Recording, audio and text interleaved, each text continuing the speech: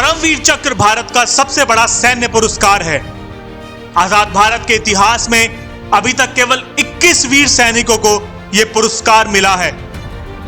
भारत का पहला परमवीर चक्र 1950 में मेजर सोमनाथ शर्मा को मरणोपरांत प्रदान किया गया था। मेजर सोमनाथ शर्मा महज 24 साल की उम्र में देश के लिए कश्मीर में पाकिस्तानी घुसपैठियों से लड़ते हुए 3 नवंबर 1947 को शहीद हो गए थे। शहीद होने और अपने प्राणों का सर्वोच्च बलिदान देने से पहले मेजर शर्मा ने ब्रिगेड मुख्यालय को भेजे आखिरी संदेश में कहा था, दुश्मन हमसे सिर्फ 50 गज की दूरी पर है। दुश्मनों की संख्या हमसे बहुत अधिक है। हम लगातार भयानक गोलाबारी का सामना कर रहे हैं। बावजूद इसके मैं 1 इंच भी पीछे नहीं हटूंगा। मैं अपनी आखिरी गोली और आखिरी जवान तक दुश्मनों का सामना करता रहूंगा। इस युद्ध में मेजर सोमनाथ शर्मा सहित 21 जवानों ने अपने प्राणों की आहुति दी। भारत पाक बंटवारे के बाद पाकिस्तान किसी भी सूरत में कश्मीर को हासिल करना चाहता था और अपने इन्हीं मंसूबों के तहत उसने कश्मीर को भारत से जबरन छीनने की साजिश रची और इस साजिश को अंजाम देने की जिम्मेदारी कबायली लड़ाकों को सौंपी गई।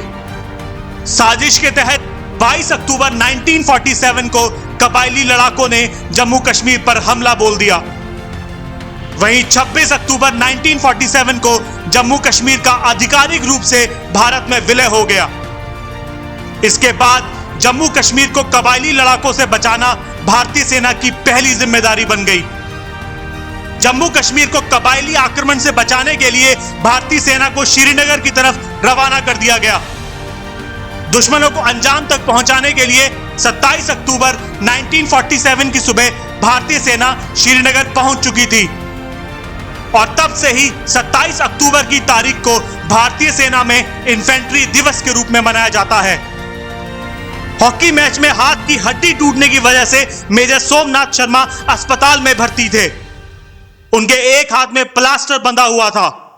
डॉक्टर ने प्लास्टर कटने तक उनको आराम करने की सलाह दी थी और इसी दौरान उन्हें पता चला कि जम्मू कश्मीर में छिड़ी जंग में कुमाऊं रेजिमेंट को श्रीनगर पहुंचने के आदेश दिए गए हैं। यह जानने के बाद उनका मन बुरी तरह से बेचैन हो गया। उन्होंने अपने अधिकारियों के सामने कश्मीर जाने की जिद पकड़ ली। उन्होंने कहा कि वे अपनी कंपनी को मुश्किल के इस दौर में अकेला नहीं छोड़ सकते और उन्हें भी कश्मीर जाने की परमिशन दी जाए। और आखिर में सेना के वरिष्ठ अधिकारियों को मेजर सोमनाथ शर्मा की जिद के आगे झुकना पड़ा, जिसके बाद 31 अक्टूबर 1947 की सुबह मेजर सोमनाथ शर्मा के नेतृत्व में कुमाऊं रेजिमेंट की डेल्टा कंपनी को हवाई जहाज से श्रीनगर के लिए रवाना कर दिया गया। मेजर शर्मा और उनके साथी श्रीनगर एयरफील्ड से कुछ किलोमीटर दूर बड़गांव में एक पोस्ट पर तैनात थे। हमले के दिन से पहले सेना की 3 कंपनियों ने बड़गांव की पेट्रोलिंग की थी और जब वहां दुश्मन की कोई गतिविधि नहीं मिली तो तीनों कंपनियों को वापस भेज दिया गया। केवल मेजर शर्मा की कंपनी को वहां रुकने के लिए कहा गया। उन्हें हमला होने की स्थिति में हमलावरों को आगे बढ़ने से रोकना था। मेजर शर्मा की कंपनी में कुल 100 जवान थे। दोपहर के करीब 2:30 बजे 700 से ज्यादा पाकिस्तानी हमलावरों ने बड़गांव पोस्ट पर 3 तरफ से हमला कर दिया। हमलावरों की भारी संख्या देखकर उन्होंने अपने ऊपर के अधिकारियों को मदद भेजने का संदेश दे दिया, लेकिन मदद आने तक दुश्मनों को रोकना बहुत जरूरी था, क्योंकि अगर उन्हें रोका ना जाता तो हमलावर श्रीनगर एयरफील्ड पर कब्जा कर सकते थे, जो शेष भारत से कश्मीर घाटी के हवाई संपर्क का एकमात्र जरिया था। तमाम विपरीत परिस्थितियों के बावजूद मेजर शर्मा ने अद्भुत साहस का परिचय देते हुए दुश्मन से सीधे मोर्चा लेने का फैसला कर लिया और फिर इतिहास साक्षी बना शौर्य, पराक्रम और कुर्बानी की एक अभूतपूर्व मिसाल का। मेजर शर्मा अपने जवानों के साथ एक खुले मैदान में कूद पड़े और वहां से दुश्मनों को मुंहतोड़ जवाब देना शुरू कर दिया।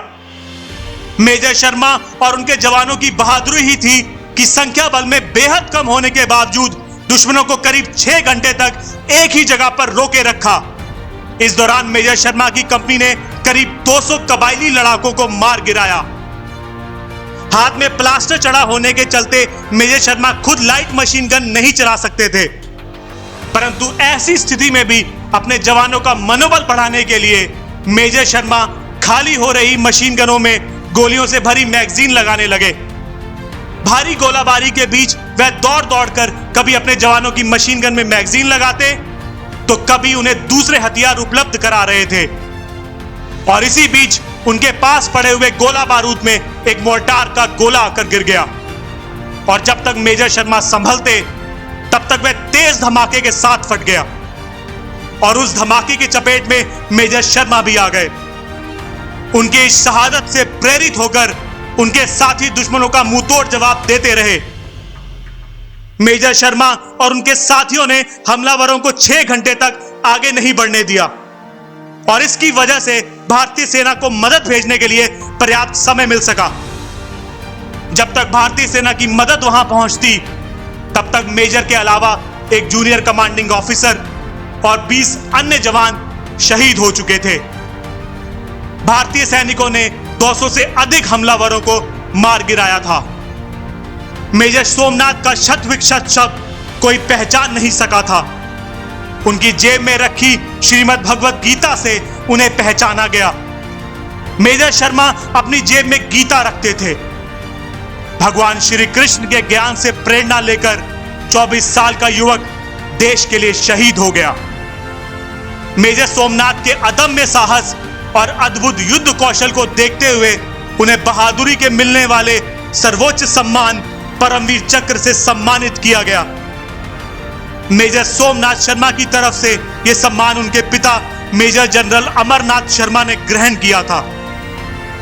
अपनी मातृभूमि के प्रति उनका प्रेम और देशभक्ति का अंदाजा तभी हो चुका था जब वो सेना में शामिल हुए थे। उन्होंने दिसंबर 1941 में अपने माता पिता को यह पत्र लिखा था और इस पत्र में मेजर सोमनाथ शर्मा लिखते हैं, मैं अपने सामने आए कर्तव्य का पालन कर रहा हूं।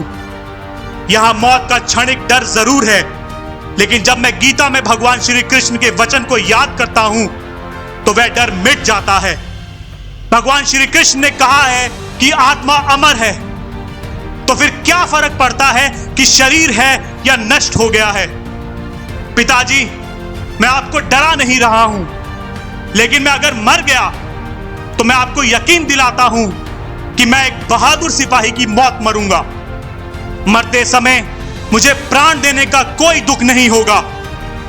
ईश्वर आप सब पर अपनी कृपा बनाए रखे। भारतीय सेना के इस बहादुर योद्धा मेजर सोमनाथ शर्मा को मेरा शत शत नमन। अगर आपको भी भारत माता के सपूत की शौर्य की कहानी पसंद आई है तो वीडियो को लाइक करें, चैनल को सब्सक्राइब करें और आप अपने विचार मुझे कमेंट बॉक्स में लिखकर जरूर बताएं। जय हिंद।